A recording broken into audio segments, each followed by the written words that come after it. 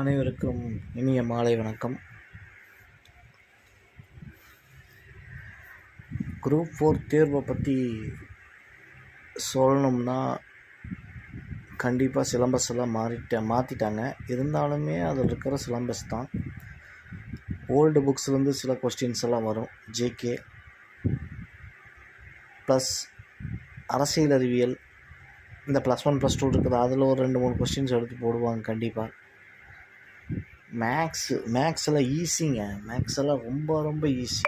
மேக்ஸெல்லாம் பார்த்திங்கன்னா கேட்ட கணக்கிலே தான் கேட்டிருக்குறாங்க, நம்பர் தான் மாற்றுறாங்க. 6 to 10 கேட்குறாங்க. ஸோ அதெல்லாம் கொஞ்சம் பார்த்துக்கோங்க. அதிகமாக படிக்க வேண்டிய டாபிக் கரண்ட் ஈவெண்ட்ஸ். இந்த கரண்ட் ஈவெண்ட்ஸை மட்டும் விட்டுறாதீங்க. கரண்ட் ஈவெண்ட்ஸ்னால் நடப்பு நிகழ்வுகள்.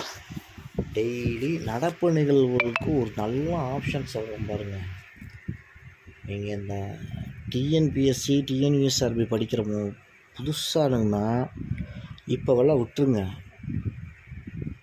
இந்த எஸ்ஐ எக்ஸாமு, இந்த பிசி எக்ஸாமு, இதெல்லாம் கிடைக்கிற நோட்ஸ் வச்சு படிச்சுக்குங்க. அதை முடிச்சுட்டு எந்த எக்ஸாம்லையும் செலக்ட் ஆகலைன்னா டெய்லியுமே நாள்தோறும் நியூஸ் பேப்பர் வாங்க, நீங்களே நோட்ஸ் எடுங்க. நீங்கள் நோட்ஸ் எடுத்து படிச்சிங்கன்னா தான் நடப்பு நிகழ்வுகள் ஃபுல்லாகவே கரெக்டாக எழுத முடியும். இல்லாட்டி கொடுக்குறத படிச்சுட்டு போனீங்கன்னா ஃபுல் மார்க் எடுக்க முடியாது.